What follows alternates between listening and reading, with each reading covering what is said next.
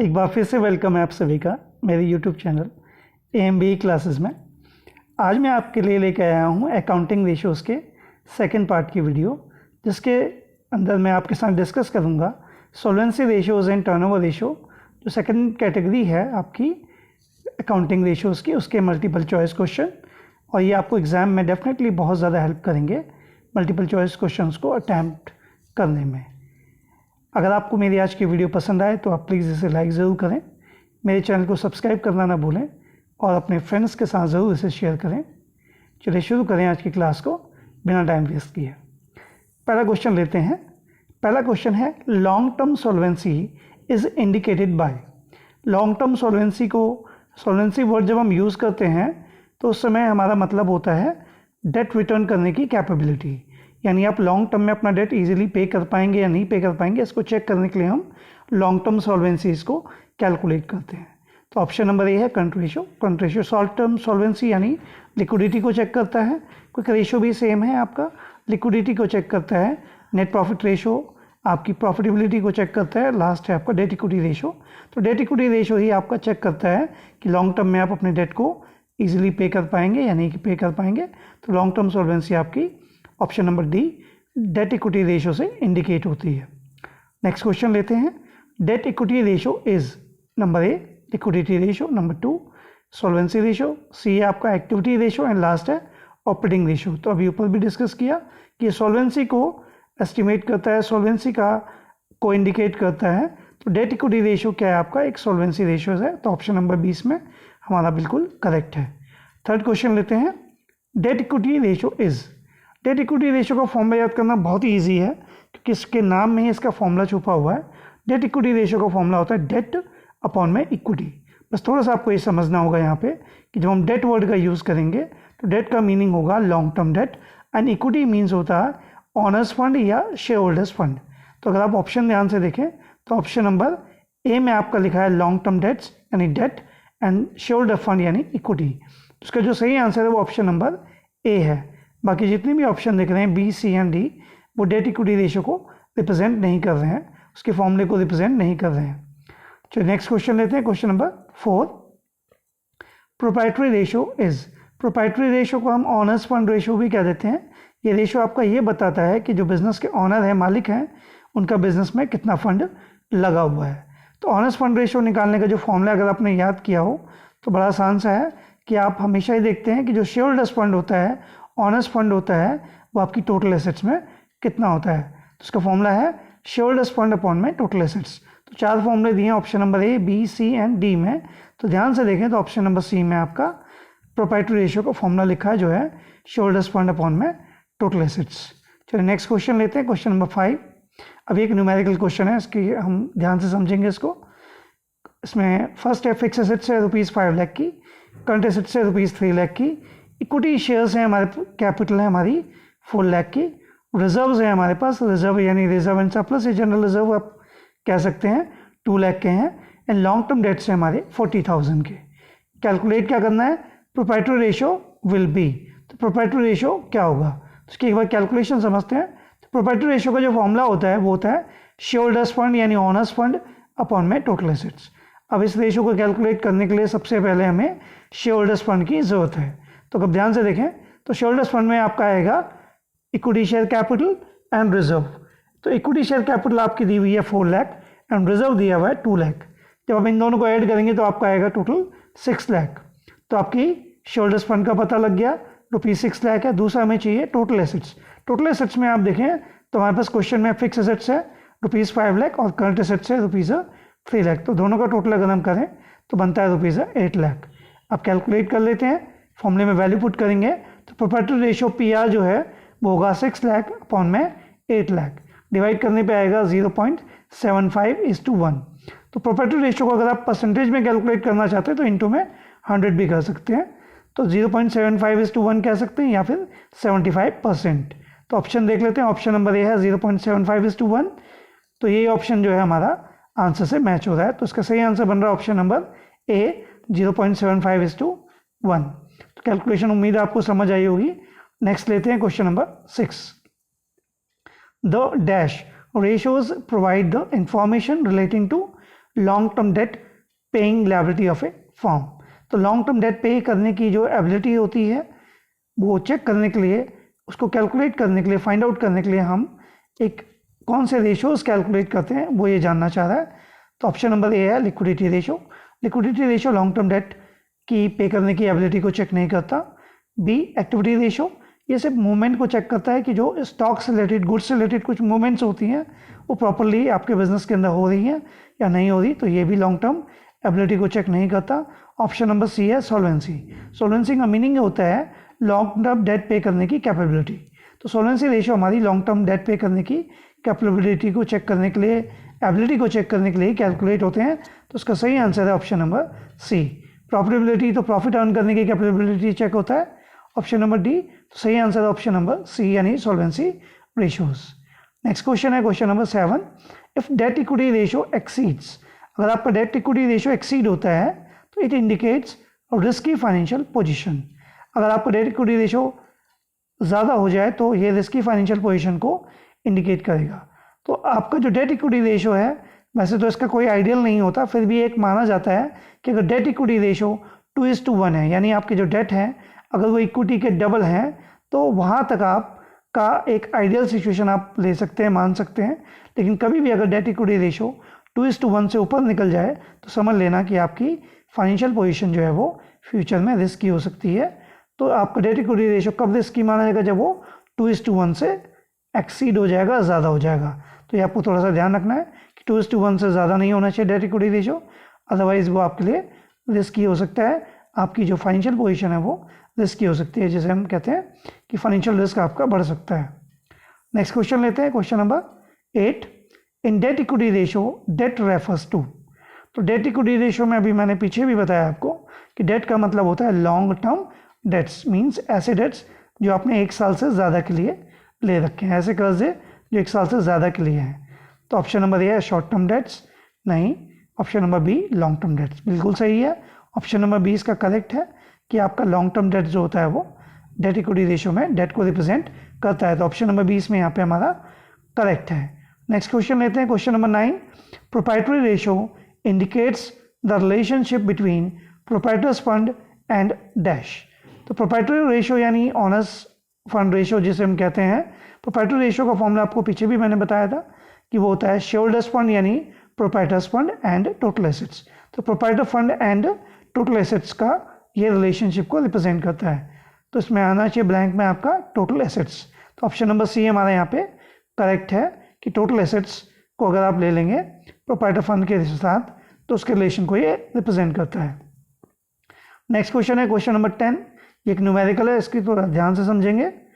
Equity share capital दी है आपको ₹20 lakh, reserve दिया हुआ है आपका 5 लाख, डिवेंचर्स हैं 10 लाख एंड करंट लायबिलिटीज है 8 लाख। तो हमें क्या कह रहा है, date equity ratio will be. तो ऑप्शंस तो बाद में कैलकुलेट करने के बाद ही पता लगा पाएंगे हम, एक बार कैलकुलेशन समझें। डेट इक्विटी रेशियो का फॉर्मूला लिखेंगे DER शॉर्ट में date equity ratio. Date equity ratio का फॉर्मूला डेट अपॉन में इक्विटी। यहाँ पे आपको समझना होगा डेट मीन्स है लॉन्ग टर्म डेट्स। तो जितनी भी आपकी नॉन करंट लायबिलिटीज होती हैं वो सारी की सारी आपकी लॉन्ग टर्म डेट्स में आती है। तो अगर आप डेट के नाम से ध्यान से देखिए क्वेश्चन में, तो आपके पास डिवेंचर है। तो डेट में हमारे क्या आ जाएंगे, डिवेंचर्स यानी ₹10 लाख। तो 10 लाख हो गया हमारा डेट। अब हमें चाहिए equity. Equity means share holders fund या ऑनर्स फंड, प्रोप्राइटर्स फंड, कुछ भी कह सकते हैं आप। तो इक्विटी के अंदर आप क्या लेंगे, इक्विटी शेयर कैपिटल जो कि ऑनर्स का फंड होता है, एंड रिजर्व। तो इन दोनों को जब हम ऐड करेंगे equity share capital and reserve यानी 20 लाख एंड 5 लाख, तो आपका बनेगा 25 लाख। अब डिवाइड कर लेंगे तो DER आ जाएगा आपका date equity ratio 10 lakh divided by 25 lakh जो आएगा 0.4:1। तो अगर हम ऑप्शन देखें तो ऑप्शन नंबर 20 में, सॉरी ऑप्शन नंबर ए इसमें बिल्कुल करेक्ट है 0.4:1। तो उम्मीद आपको कैलकुलेशन समझ आ रही होगी। नेक्स्ट क्वेश्चन लेते हैं, question number 11। Calculate date equity ratio. इसमें भी डेट इक्विटी रेशियो कैलकुलेट करना है। डाटा क्या क्या है देख लेते हैं एक बार। Equity share capital 5,80,000, reserve fund है आपके पास यानी जनरल रिजर्व है आपका 4,30,000। प्रिलिमिनरी एक्सपेंसेस, ये आपके लिए थोड़ा सा एक न्यू नेम है। प्रिलिमिनरी एक्सपेंसेस जो होता है एक फिक्टिशियस एसेट्स होती है, एक डेफर्ड रेवेन्यू एक्सपेंडिचर आप इसे मान सकते हैं। ये हमारे एक फिक्टिशियस एसेट्स है जो हमारी शेयर होल्डर्स फंड के अंदर ही शेयर आपको रिजर्व एंड सरप्लस के अंदर शेयर होल्डर फंड के अंदर ये माइनस करके दिखानी होती है। तो प्रिलिमिनरी एक्सपेंसेस एक फिक्टिशियस एसेट्स है जिसको आपको शेयरहोल्डर्स फंड में से, ऑनर्स फंड में से माइनस करना होता है, यानी इक्विटी में से ये माइनस करना पड़ता है। लॉन्ग टर्म लोन दिया हुआ हमें 1,28,900 एंड डिवेंचर्स दिए हैं 2,30,000। तो एक बार इसकी जगह कैलकुलेशन चेक कर लेते हैं, फिर आंसर ढूंढ लेंगे। तो पहले फॉर्मूला लिखा डेट इक्विटी रेशियो का, डेट अपॉन में equity, that means long term debt, equity means shareholders fund. आगे बढ़ेंगे। डेट में अगर हम देखें तो लॉन्ग टर्म डेट के नाम से हमारे पास यहाँ पे लॉन्ग टर्म लोन्स है एंड डिवेंचर्स हैं। तो लॉन्ग टर्म लोन्स है 1,28,900 एंड दूसरा है आपका 2,30,000, दोनों का टोटल करेंगे तो 3,58,900 आपका डेट यानी लॉन्ग टर्म डेट बन रहा है। अब लेते हैं equity. Equity means shareholders fund. Shareholders fund में सबसे पहले आप लेंगे equity share capital 5,80,000, reserve fund 4,30,000 और प्रिलिमिनरी एक्सपेंसेस यानी फिक्टिशियस एसेट्स आपको इसमें से माइनस करनी होगी, ये आपको थोड़ा ध्यान रखना है। तो ये कैलकुलेशन करने के बाद आपका आएगा 5,80,000 प्लस 4,30,000 माइनस 40,000, तो आपका आंसर आएगा 9,70,000। अब फॉर्मूले में वैल्यू पुट करें तो आपका DER जो डेट इक्विटी रेशियो बनेगा वो बनेगा 3,58,900 डिवाइडेड बाय 9,70,000। इसको डिवाइड करने पे आपका आंसर आ रहा है 0.37:1। तो अगर ध्यान से देखें तो ऑप्शन नंबर डी इसमें करेक्ट है, तो इसका सही आंसर बन रहा है ऑप्शन नंबर डी। आइए नेक्स्ट क्वेश्चन की ओर बढ़ते हैं। नेक्स्ट क्वेश्चन है कैलकुलेट डेट इक्विटी रेशियो। फिर से डेट इक्विटी रेशियो का क्वेश्चन आ गया। अब इक्विटी शेयर कैपिटल है हमारे पास 5 लाख की, जनरल रिजर्व है 3,20,000, फिर है प्रिलिमिनरी एक्सपेंसेस अगेन वही फिक्टिशियस एसेट्स एंड डिवेंचर्स है 3,20,000 एंड करंट लायबिलिटी है आपकी 80,000। तो कैलकुलेशन एक बार चेक कर लेते हैं कि क्या आंसर बनता है इसका। पहले डेट इक्विटी रेशियो का फॉर्मूला लिखेंगे, डेट अपॉन में इक्विटी, तो that means long term debt and equity means shareholders fund या ऑनर्स फंड। तो देखते हैं डेट में हमारे पास क्या क्या है, हमारे पास सिर्फ डिवेंचर्स हैं 3,20,000 के, फिर हमें इक्विटी चाहिए यानी शेयरहोल्डर्स फंड चाहिए। तो शेयरहोल्डर फंड में अगर आप लेंगे तो सबसे पहले आप क्या लेंगे, equity share capital 5 lakh, general reserve 3,20,000 और माइनस करनी पड़ेगी आपको फिक्टिशियस एसेट्स प्रिलिमिनरी एक्सपेंसेस 20,000। तो कैलकुलेशन करने के बाद आपका जो आंसर आ रहा है वो आएगा 8 लाख, यानी 5 लाख प्लस 3,20,000 माइनस आपका 20,000। अब फॉर्मूले में वैल्यू पुट कर लेते हैं। तो देयरफॉर डेट इक्विटी रेशियो का फॉर्मूला में वैल्यू पुट करने के बाद 3,20,000 डिवाइडेड बाय 8 लाख, तो आंसर आ रहा है 0.4:1। तो ऑप्शन देखें तो ऑप्शन नंबर सी यहाँ पे बिल्कुल आपका करेक्ट है। तो इस तरीके से हमने डेट इक्विटी रेशियो को कैलकुलेट करना है, ये आपको थोड़ा ध्यान से समझना है। तो आपने यहाँ पे सीखा कि प्रिलिमिनरी एक्सपेंसेस एक फिक्टिशियस एसेट्स होती है जिससे हम इक्विटी की कैलकुलेशन करते वक्त यानी शेयरहोल्डर्स फंड की कैलकुलेशन करते वक्त हमेशा माइनस करते हैं। आगे बढ़ते हैं नेक्स्ट क्वेश्चन की ओर। Question number 13, proprietary ratio of a company will be. तो प्रोप्राइटरी रेशियो क्या होगा, ऑप्शन हमें जो डाटा दिए हैं उसमें है equity share capital ₹6 lakh, debentures ₹2,40,000, statement of profit and loss bracket में लिखा डेबिट बैलेंस। थोड़ा सा आपको समझना होगा कि statement of profit and loss का डेबिट बैलेंस हमेशा लॉस को रिप्रेजेंट करता है, तो ये लॉस है यानी हमारा प्रॉफिट नेगेटिव में है। तो हमें निकालना है प्रोप्राइटरी रेशियो। तो कैलकुलेशन देखेंगे तो सबसे पहले प्रोप्राइटरी रेशियो का फॉर्मूला लिखा जाएगा जो होता है शेयरहोल्डर्स फंड अपॉन में टोटल एसेट्स। अब शेयरहोल्डर्स फंड यानी जिसे हम पीछे इक्विटी भी कह रहे थे, तो शेयरहोल्डर्स फंड में अगर हम कैलकुलेट करें तो सबसे पहले हम क्या लेंगे, इक्विटी शेयर कैपिटल, दूसरा हम लेंगे आपका statement of profit and loss का नेगेटिव बैलेंस यानी माइनस करेंगे statement of profit and loss का डेबिट बैलेंस। तो कैलकुलेशन करने के बाद आया 6 लाख माइनस 40,000 यानी 5,60,000। दूसरा हमें चाहिए टोटल एसेट्स। अब अगर आप ध्यान से देखें तो क्वेश्चन के अंदर आपको जो है टोटल एसेट्स नज़र नहीं आ रही है, तो आप क्या करेंगे कि लायबिलिटी साइड के डाटा को ही ऐड कर लेंगे। तो आपने कैसे निकाला, शेयरहोल्डर्स फंड में डेट को ऐड कर लिया, तो शेयरहोल्डर्स फंड लिया, शेयरहोल्डर फंड आपने पहले कैलकुलेट किया 5,60,000 और उसमें आपने डेट यानी डिबेंचर को ऐड कर लिया जो है आपके 2,40,000, टोटल करके आ रहा है आपका 8 लाख आ रहा है। अब क्या फॉर्मूले में वैल्यू पुट करेंगे, तो फॉर्मूले में वैल्यू पुट करने पे आ रहा है 5,60,000 डिवाइडेड बाई 8 लाख, तो जो आपका आ रहा है 0.7:1। और अगर इसे परसेंटेज में कैलकुलेट करना है जैसे कि ऑप्शन सारे परसेंटेज में है तो इंटू 100 कर लेंगे तो ये आपका 70% आ जाएगा। तो ऑप्शन देखें तो ऑप्शन नंबर डी यहाँ पे हमारा करेक्ट है। आइए नेक्स्ट क्वेश्चन की ओर बढ़ते हैं। Question number 14, proprietary ratio will B, again वही प्रोप्राइटरी रेशियो का क्वेश्चन है। इस बार फिक्स एसेट्स दिए हमें 3,30,000, करंट एसेट्स दी है 1,90,000, preliminary expenses again fictitious assets दी है हमें 30,000 की, और फिर equity share capital 2,44,000, preference share capital 1,70,000 और रिजर्व फंड दिया है 58,000। तो कैलकुलेट करना है हमें प्रोप्राइटरी रेशो, और ऑप्शन जो है हमारे परसेंटेज में है। तो पहले कैलकुलेट कर लेते हैं। प्रोप्राइटरी रेशो का हमने सबसे पहले फॉर्मूला निकालना है। यहाँ पे आंसर आपके सामने पहले ही आ गया है, कोई बात नहीं, लेकिन इसका कैलकुलेशन समझ लेते हैं एक बार कि 85% कैसे आएगा। तो सबसे पहले प्रोप्राइटरी रेशो का फॉर्मूला लिखा जो है शेयरहोल्डर्स फंड अपॉन में टोटल एसेट्स। अब शेयरहोल्डर्स फंड में क्या क्या लेंगे, पहले इक्विटी शेयर कैपिटल, फिर अपने प्रेफरेंस शेयर कैपिटल, फिर रिजर्व फंड, और लास्ट में हमें प्रिलिमिनरी एक्सपेंसेस जो हमारी फिक्टिशियस एसेट्स है उसको माइनस करना है। तो कैलकुलेशन करने में इक्विटी शेयर कैपिटल हो गया 2,44,000, preference share capital 1,70,000, reserve fund 58,000 minus उसका 30,000, तो आ रहा है आपका 4,42,000। अब हमें दूसरा चाहिए टोटल एसेट्स। टोटल एसेट्स के लिए इस बार हमारे पास fix assets and current assets है, तो दोनों का टोटल ले लेंगे। Fix assets plus current assets equal to total assets, जो बनेगा 5,20,000। अब हम क्या करेंगे, फॉर्मूले में वैल्यू पुट करेंगे। तो 4,42,000 को डिवाइड करेंगे 5,20,000 से, तो आपका आंसर आएगा 0.85:1। परसेंटेज में कैलकुलेट करना है तो इंटू 100 कर लेंगे, तो आंसर आ जाएगा 85%। तो सही ऑप्शन जो है वो सी था, वो पहले ही पता लग गया था आपको। चलिए नेक्स्ट क्वेश्चन लेते हैं। क्वेश्चन नंबर हमारा 15। कैलकुलेट करना है इस बार हमें total assets to debt ratio will be. अब total assets to debt ratio का फॉर्मूला याद करने का बड़ा आसान सा है, क्योंकि फॉर्मूला इसके नेम में ही छुपा हुआ है। Total assets to debt ratio का फॉर्मूला होता है टोटल एसेट्स अपॉन में डेट। डेट का मीनिंग मैं पीछे भी बता चुका हूँ आपको। डेट मीन्स होता है लॉन्ग टर्म डेट, यानी लॉन्ग टर्म बोरोइंग्स, जिसमें आप सारी नॉन करंट लायबिलिटीज ले लेते हैं। तो क्या क्या डाटा है हमारे पास, फर्स्ट है working capital 2,70,000, current liabilities 30,000, fix assets 4 lakh, debentures 2 lakh, long term bank का लोन 80,000। जरा कैलकुलेशन देख लेते हैं कैसे होगी। तो सबसे पहले total assets to debt ratio का फॉर्मूला लिखा, टोटल एसेट्स अपॉन में डेट।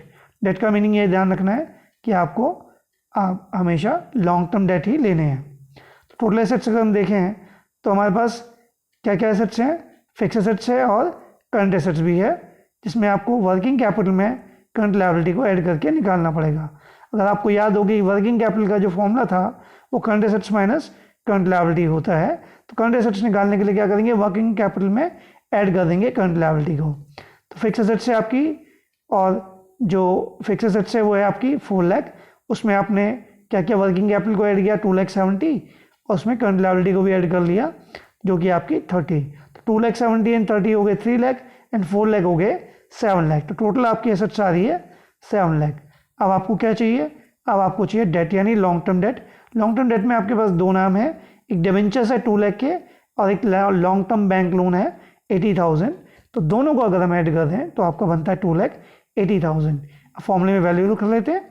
7 लाख आपके हैं टोटल एसेट्स, और 2,80,000 है आपकी क्या है, डेट।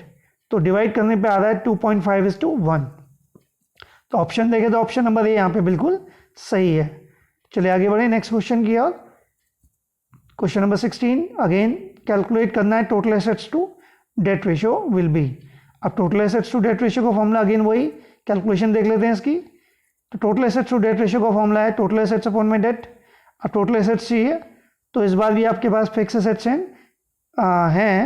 और वर्किंग कैपिटल में वही करंट लायबिलिटी को ऐड करेंगे तो करंट एसेट्स आ जाएगी। तो आपकी टोटल एसेट्स हो जाएगी fix assets plus current assets. Current assets कैसे निकालेंगे, working capital plus current liability. तो कैलकुलेशन करने पे आ रहा है आपका 7,20,000, क्योंकि फिक्स एसेट्स हैं आपकी 2,60,000, सो वर्किंग कैपिटल ऐड करेंगे 3,20,000, करंट लायबिलिटी भी ऐड करेंगे 1,40,000। तो आपका हो जाएगा 2,60,000 एंड 1,40,000, 4 लाख एंड 3,20,000, यानी 7,20,000। अब दूसरा हमें क्या चाहिए, डेट। डेट में हमारे पास दो हैं, एक है डिवेंचर और एक है आपका लॉन्ग टर्म का बैंक का जो डेट है। तो दोनों का जो टोटल आ रहा है आपका वो आ रहा है 2,88,000। तो अब कैलकुलेशन करेंगे तो TADR यानी total assets to debt ratio आपका बनेगा 7,20,000 यानी total assets divided by debt यानी 2,88,000 तो आंसर आ रहा है 2.5:1। तो ऑप्शन देखें तो ऑप्शन नंबर डी हमारे यहाँ पे बिल्कुल करेक्ट है। तो ये थे आपके 16 क्वेश्चन। नेक्स्ट क्वेश्चन की ओर बढ़ेंगे, question number 17। Inventory turnover ratio is. अब यहाँ से आपके टर्नओवर रेशियोज हो रहे हैं, तो टर्नओवर रेशियोज के बारे में एक तो ध्यान रखना है कि इन्हें टाइम्स में कैलकुलेट करना है, ये मल्टीपल में आते हैं, टाइम्स में आते हैं। अब इन्वेंट्री टर्नओवर रेशियो, जिसको हम स्टॉक टर्नओवर रेशियो के नाम से भी जानते हैं, इसका आपको फॉर्मूला याद करना होगा। फॉर्मूला बड़ा आसान है, कॉस्ट ऑफ गुड्स सोल्ड, जिसे हम cost of revenue from operation के नाम से भी जानते हैं, अपॉन में एवरेज इन्वेंट्री से डिवाइड कर लेते हैं। तो ऑप्शन नंबर सी को अगर आप ध्यान से देखेंगे तो वो इसका फॉर्मूला है, cost of revenue from operation upon में average inventory. Cost of revenue from operation जो न्यूमरेटर है, इसको हम कॉस्ट ऑफ गुड्स सोल्ड के नाम से भी जानते हैं। चलिए, तो इसका फॉर्मूला याद कर लेंगे इसको, तो आपको इन्वेंट्री टर्नओवर रेशियो का आंसर आप आसानी से दे पाएंगे। नेक्स्ट, अब एक न्यूमेरिकल आ रहा है आपका। ओपनिंग इन्वेंट्री दिया हुआ है 1 लाख, क्लोजिंग इन्वेंट्री है 1,50,000, परचेजेस दिया है 6 लाख, कैरेज यानी डायरेक्ट एक्सपेंस दिया है 25,000, वेजेस दिया है 2 lakh. Inventory turnover ratio will be, तो कैलकुलेट करना है आपको इन्वेंट्री टर्नओवर रेशियो। तो कैलकुलेशन समझ लेते हैं। इन्वेंट्री टर्नओवर रेशियो का फॉर्मूला होता है, ITR का फॉर्मूला होता है cost of goods sold upon में एवरेज इन्वेंट्री। तो पहले cost of goods sold calculate करना है। Cost of goods sold calculate करने के 2 अप्रोचेज होती हैं। एक नेट सेल्स में से आप नेट सेल्स में से ग्रॉस प्रॉफिट को माइनस कर सकते हैं, तो वो डाटा तो हमारे पास है नहीं, तो उसके लिए आप क्या करेंगे, ट्रेडिंग अकाउंट के डेबिट साइड के डाटा को ऐड कर लेंगे और क्लोजिंग स्टॉक को माइनस कर लेंगे। तो कैसे निकालेंगे cost of goods sold? Trading account के डेबिट साइड में क्या होता है, ओपनिंग इन्वेंट्री यानी opening stock, plus purchases, plus direct expenses यानी कैरेज है यहाँ पे हमारे पास, प्लस वेजेस भी डायरेक्ट एक्सपेंसेस है, तो उसे माइनस कर देंगे क्लोजिंग इन्वेंट्री यानी CI। तो इसकी कैलकुलेशन करने पे आपका आंसर आ रहा है 7,75,000। ध्यान रखेंगे, कॉस्ट ऑफ गुड्स सोल्ड निकालने का बड़ा आसान तरीका है कि आप ट्रेडिंग अकाउंट जो आप 11th क्लास में बनाते थे, उसके डेबिट साइड के सारे आइटम ऐड कर लो, opening inventory plus purchases plus direct expenses यानी कैश प्लस वेजेस, इसमें है माइनस क्लोजिंग इन्वेंट्री। और आपको दूसरा क्या चाहिए, एवरेज इन्वेंट्री। उसके लिए क्या करेंगे, opening inventory plus closing inventory divided by 2।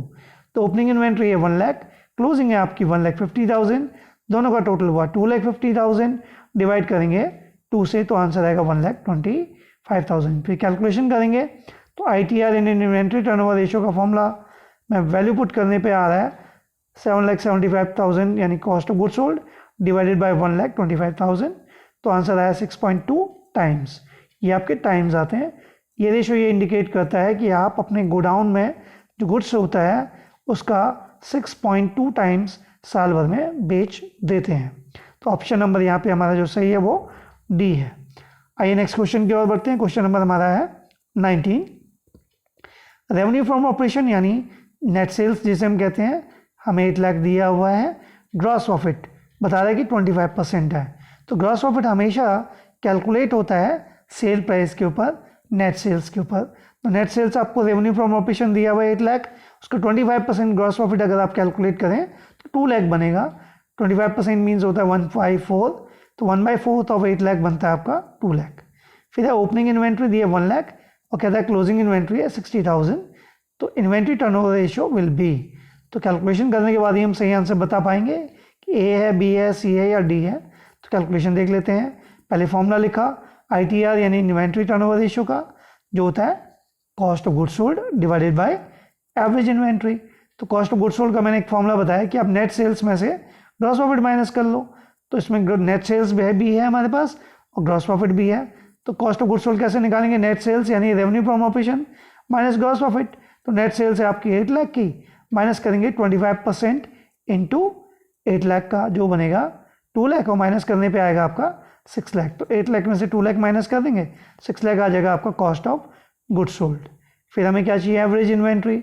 Average inventory क्या होता है, opening inventory divided by opening inventory plus closing inventory divided by 2।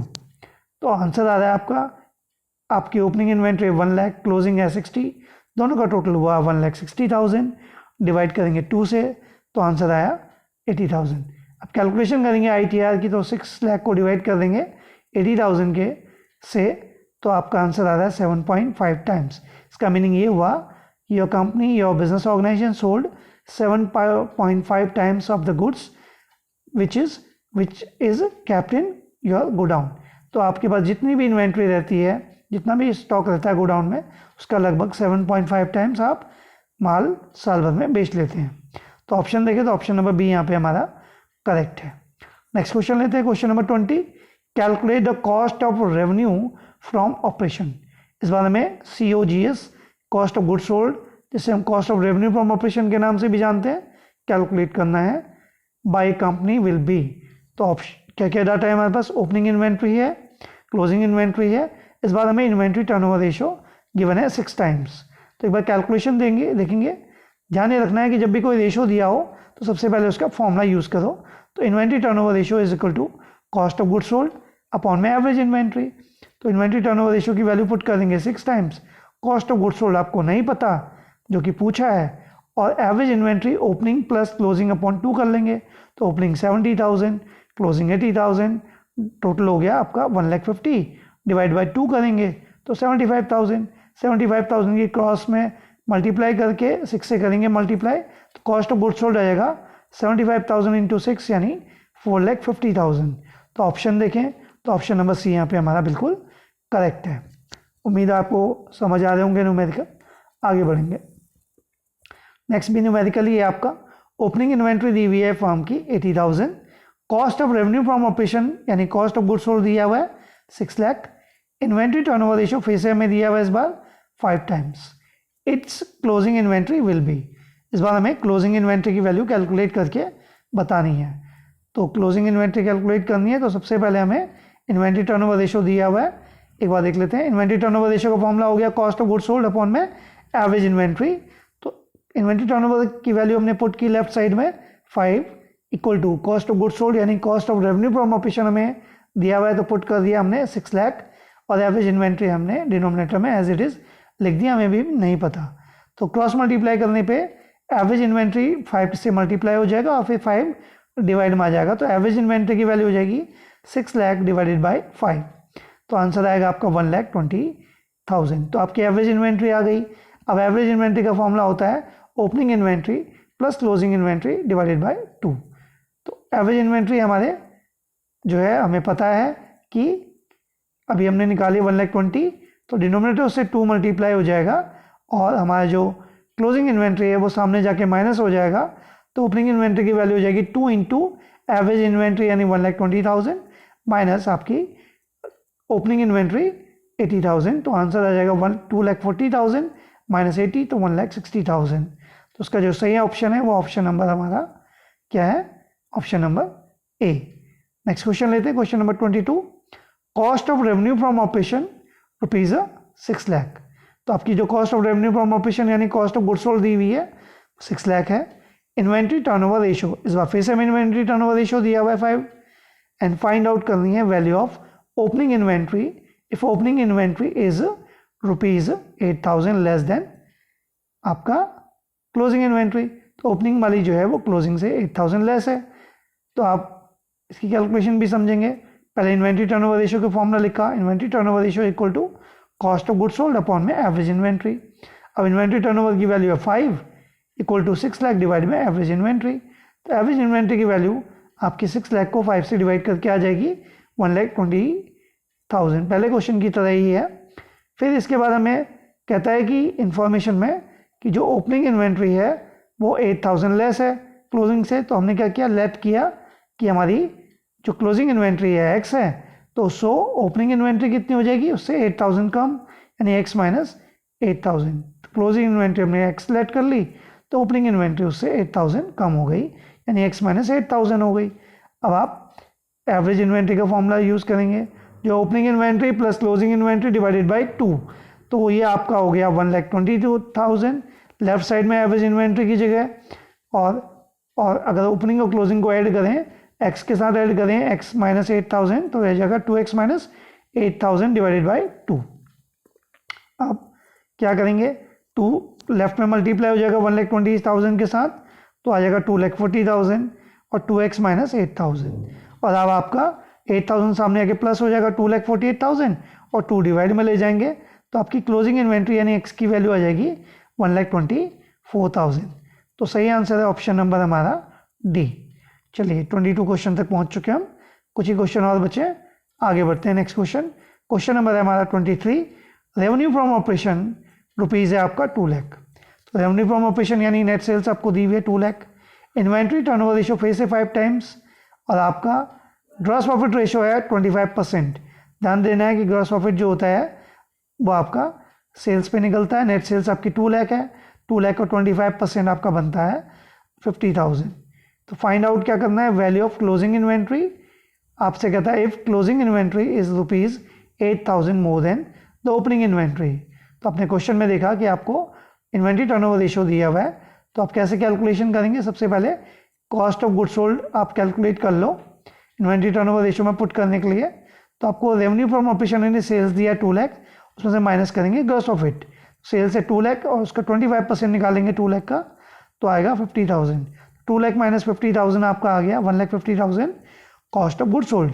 फिर आपने इन्वेंट्री टर्नओवर रेशियो का फॉर्मूला यूज़ किया, cost of goods sold upon में average inventory. Inventory turnover ratio की value put की तो आपका 5 टाइम्स है ना। ये थोड़ा सा यहाँ पे कैलकुलेशन गड़बड़ हो गई है। तो एवरेज इन्वेंट्री अगर हम लेफ्ट में ले जाएं तो कॉस्ट ऑफ गुड्स सोल्ड के डिवाइड में इन्वेंट्री टर्नओवर रेशियो चले जाएगा। तो 1,50,000 को डिवाइड किया हमने 5 से, तो ये हो गया 30,000। तो सॉरी मैंने ध्यान नहीं दिया, ये सही है बिल्कुल। तो एवरेज इन्वेंट्री की वैल्यू आ गई आपकी 30,000। फिर क्या किया, आपको रिलेशन दिया ओपनिंग और क्लोजिंग इन्वेंट्री का। तो आपने लेट किया कि ओपनिंग इन्वेंट्री है एक्स, तो क्लोजिंग इन्वेंट्री बताया हुआ है हमें कि उससे 8,000 मोर है, तो क्लोजिंग इन्वेंट्री हो गई एक्स प्लस 8,000। अब हम एवरेज इन्वेंट्री का फॉर्मूला यूज़ करेंगे जो है opening inventory plus closing inventory divided by 2। तो एवरेज इन्वेंट्री की वैल्यू लेफ्ट में लिखी 30,000 इक्वल में हो गया x और x प्लस 8,000 यानी 2x प्लस 8,000 डिवाइड बाई 2। 2 की आपकी मल्टीप्लाई हो जाएगी 30,000 के साथ, तो जगह 60,000 equal to 2x plus 8,000। 8,000 left में आके माइनस हो जाएगा, 52,000 और 2 डिवाइड में चले जाएगा, तो ओपनिंग इन्वेंट्री की वैल्यू आ जाएगी आपकी डिवाइड करने के बाद 52,000 को 26,000। अब हमसे पूछा क्या था ओपनिंग इन्वेंट्री, तो ओपनिंग इन्वेंट्री की वैल्यू आ गई 26,000, यानी हमारा जो सही आंसर है ऑप्शन नंबर डी है। आइए नेक्स्ट क्वेश्चन की ओर बढ़ते हैं। Question number 24, if average inventory है आपकी 50,000, ध्यान देना इस बार एवरेज इन्वेंट्री ऑलरेडी गिवन है, क्लोजिंग इन्वेंट्री दी है 2,000 less than the opening inventory. तो ओपनिंग एंड क्लोजिंग इन्वेंट्री दोनों ही हमें बतानी है। तो कैलकुलेशन देखो, आपकी ओपनिंग इन्वेंट्री आपने लेट की एक्स है, और क्लोजिंग इन्वेंट्री इसलिए क्या हो जाएगी हमारी एक्स माइनस 2,000, क्योंकि क्लोजिंग वाली ओपनिंग से 2,000 लेस है, तो इसलिए आपने ओपनिंग को लेट किया एक्स, क्लोजिंग उससे 2,000 लेस है। ध्यान ही रखना कि लेट हमेशा उसी को करना जिससे कम या ज़्यादा लिखा हो। तो ओपनिंग से कम बताया था, तो ओपनिंग को ही मैंने लेट किया है। फिर हमने एवरेज इन्वेंट्री का फॉर्मूला यूज़ किया, ओपनिंग प्लस क्लोजिंग अपॉन में 2। अब एवरेज इन्वेंट्री की वैल्यू पुट कर दी 50,000, ओपनिंग और क्लोजिंग को ऐड करेंगे x और x माइनस 2,000 को, तो ये हो जाएगा 2x माइनस 2,000 और 2 से लेफ्ट में मल्टीप्लाई होके बन जाएगा 1 लाख, और फिर 2,000 सामने आके प्लस हो जाएगा 1 लाख के साथ, तो हो जाएगा आपका कितना 1,02,000 और 2 डिवाइड में हो जाएगा, तो हो जाएगा आपका 51,000। तो x यानी ओपनिंग इन्वेंट्री आ गई 51,000, क्लोजिंग उससे 2,000 कम है, तो यानी हमारी 49,000 हो गई। तो opening inventory 51 and closing inventory 49,000। तो ऑप्शन देखें 50 एंड 49 किस ऑप्शन में लिखा है, ऑप्शन नंबर डी में। तो ऑप्शन नंबर डी यहाँ पे हमारा बिल्कुल करेक्ट है। आइए नेक्स्ट क्वेश्चन लेते हैं, क्वेश्चन नंबर 25। तो ओपनिंग इन्वेंट्री है हमारी 40,000, परचेजेस गिवन है 4 लाख, परचेजेस रिटर्न गिवन है इस बार 12,000। तो ध्यान रखना कि परचेजेस हमेशा नेट ली जाती है, तो 4 लाख में से आपको परचेज रिटर्न माइनस करने के बाद नेट परचेज को ही हमेशा यूज़ करना है।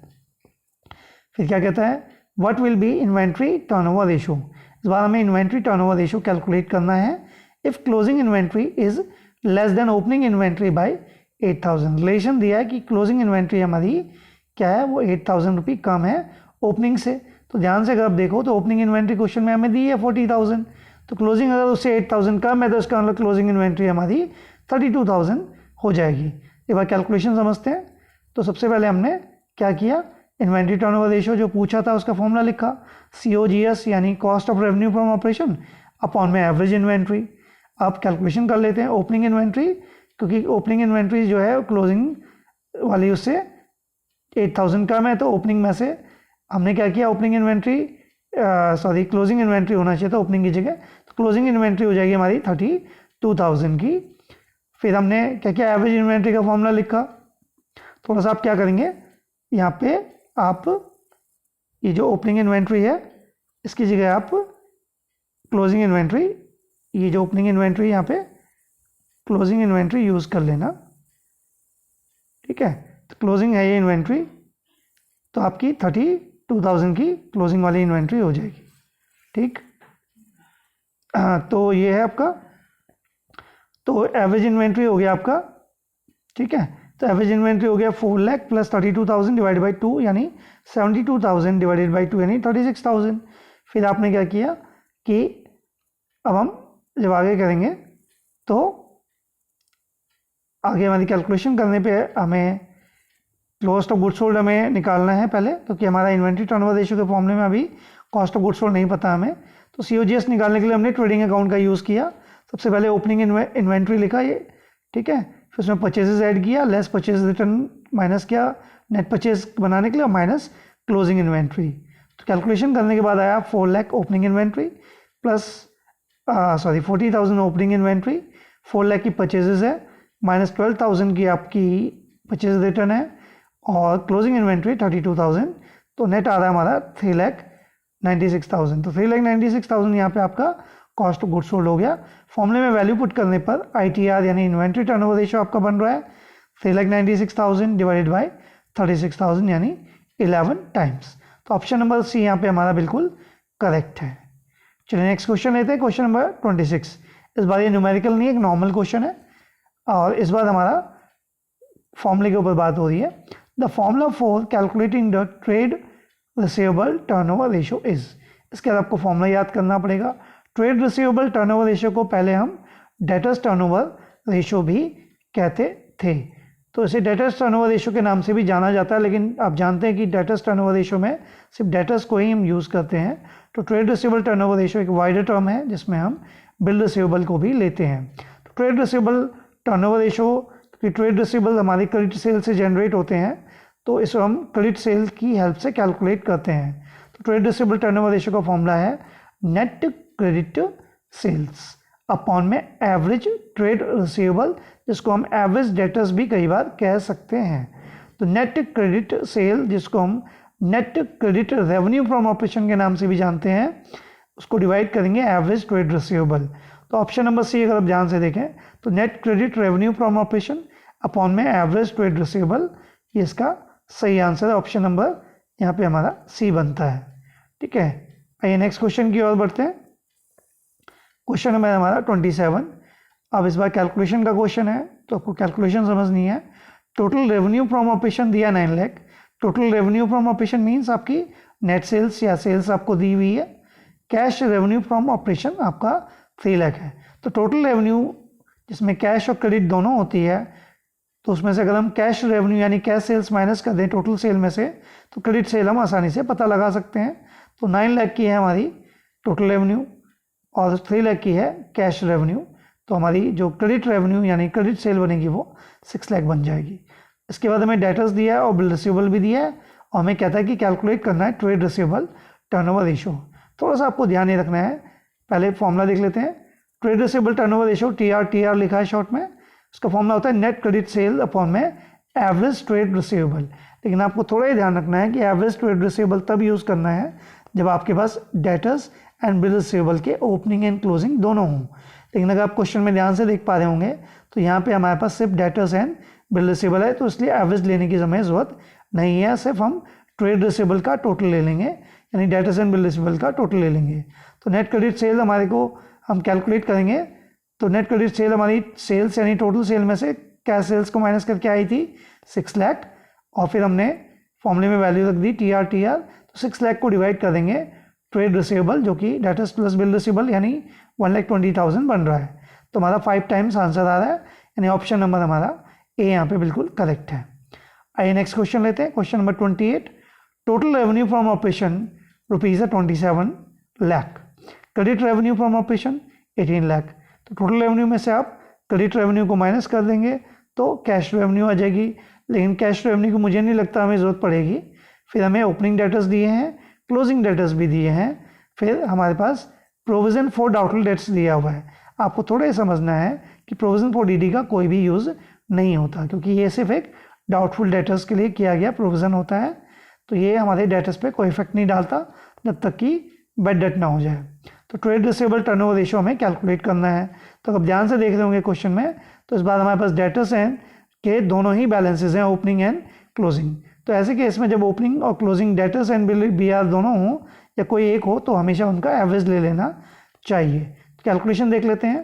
पहले हमने फॉर्मूला लिखा टी आर यानी ट्रेड रिसीवेबल टर्नओवर रेशियो। तो नेट क्रेडिट सेल्स अपॉन में एवरेज ट्रेड रिसीवेबल। तो नेट क्रेडिट सेल्स हमें गिवन है क्वेश्चन में ऑलरेडी, ₹18 लाख। फिर हमें चाहिए average trade receivable. Average trade receivable कैसे निकालेंगे हम? Opening debtors plus closing debtors divided by 2।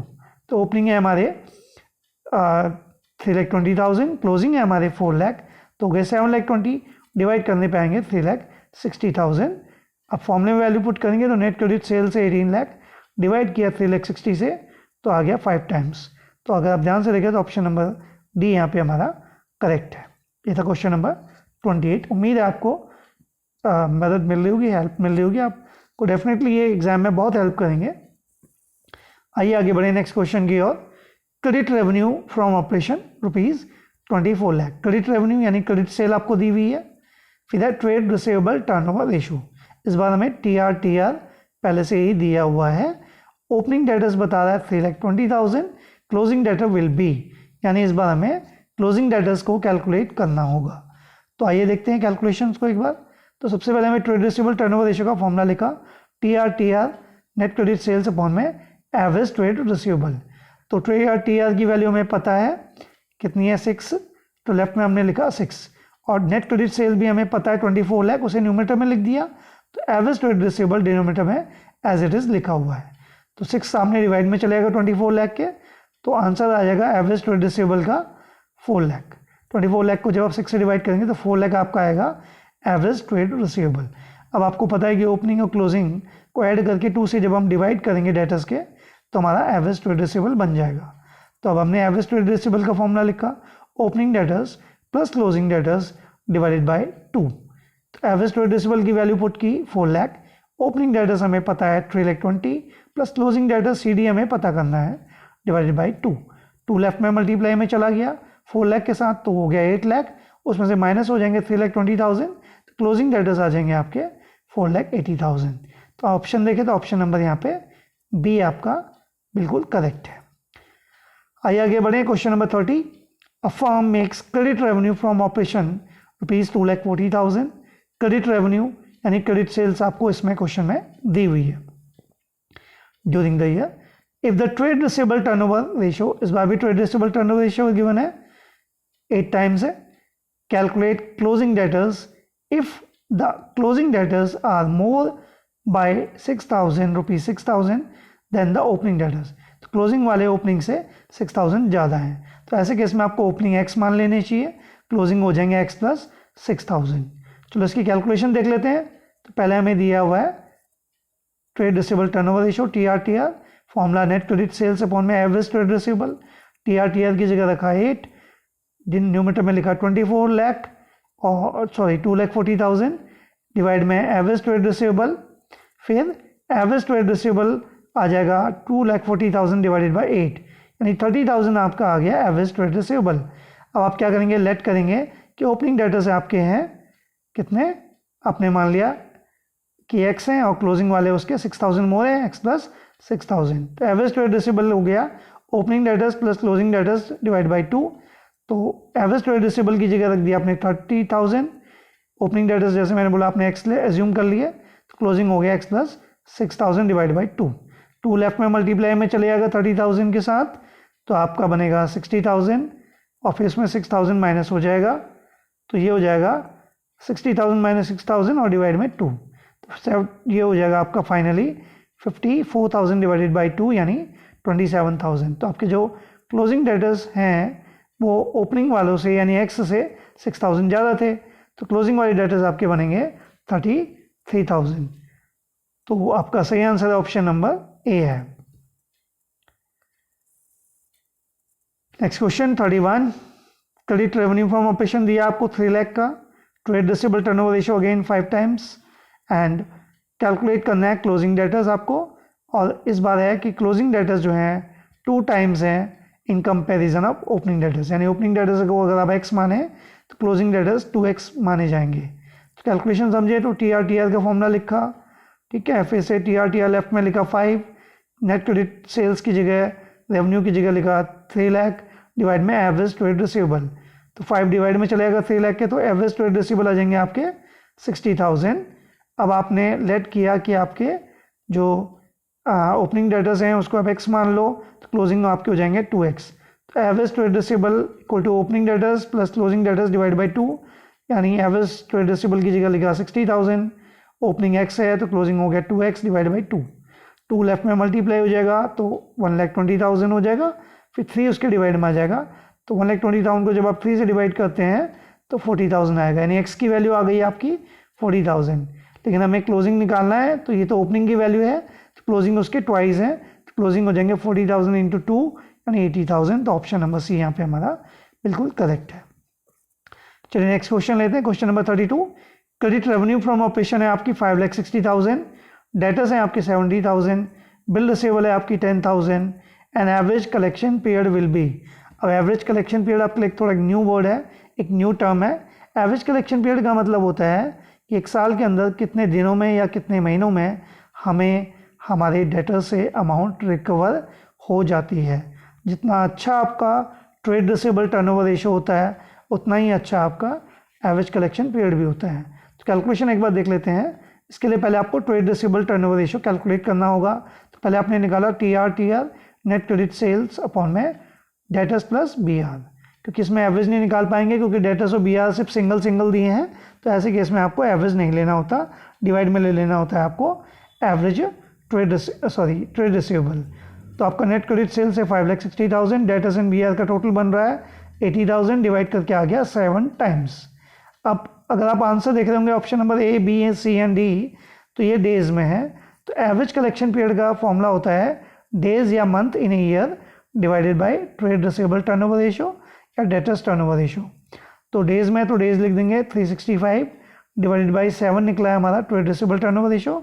तो आंसर आ रहा है 52.14 डेज, यानी अप्रॉक्सीमेटली 52 डेज में आपका जो कलेक्शन है डेटा से वो हो जाता है, यानी डेटा से ऑन एन एवरेज आप 52 दिन में पैसा वसूल कर लेते हैं। तो ऑप्शन देखिए तो ऑप्शन नंबर ए यहाँ पे हमारा बिल्कुल करेक्ट है। चलिए थैंक यू वेरी मच आप सभी का मेरे वीडियोस को देखने के लिए। उम्मीद है आपको ये वीडियो पसंद आई होगी। अगर आपको मेरी ये वीडियो पसंद आई हो तो आप सभी से रिक्वेस्ट है कि प्लीज़ आप इसे लाइक ज़रूर करें और मेरे इस चैनल को सब्सक्राइब करना ना भूलें और अपने फ्रेंड्स के साथ ज़रूर शेयर करें इसे। Thanks for watching AMBE classes. Thank you very much.